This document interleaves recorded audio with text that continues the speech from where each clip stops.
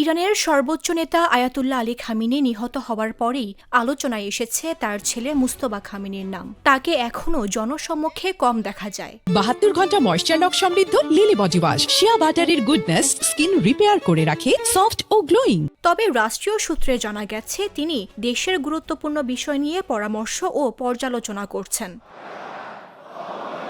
মুস্তফা কখনো সরকারি পদে ছিলেন না এবং জনসাধারণের সঙ্গে তার প্রকাশ্য সাক্ষাৎবিহীন। তবে বহুদিন ধরেই গুজব ছিল তিনি বাবার কাছে এক ধরনের গেটকিপার হিসেবে প্রভাবশালী ছিলেন। 2000-এর দশকে প্রকাশিত মার্কিন কূটনৈতিক বার্তায় তাকে আড়ালের শক্তি হিসেবে বর্ণনা করা হয়। 1969 সালে মাসহাদে জন্মগ্রহণ করা মুস্তফা খামিনি ইসলামী প্রজাতন্ত্রের প্রতিষ্ঠার পর কখনো নিজেকে সামনে তুলে ধরেননি। তবু সাম্প্রতিক দিনে কিছু মিডিয়া ও কর্মকর্তারা তাকে আয়াতুল্লাহ উপাধিতে উল্লেখ করতে শুরু করেছেন। এটি তার ধর্মীয় মর্যাদা বৃদ্ধির প্রচেষ্টা এবং দেশের শীর্ষ নেতৃত্বে আস্থাভাজন প্রার্থী হিসেবে উপস্থাপনের সংকেত।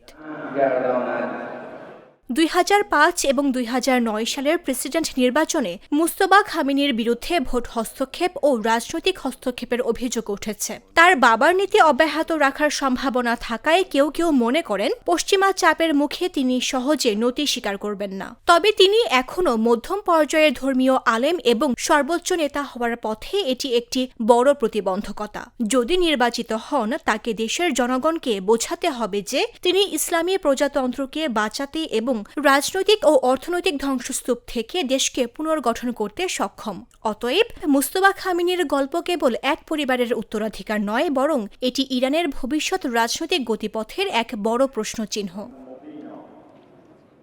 মামদুহা রাইসা, জাগো নিউজ।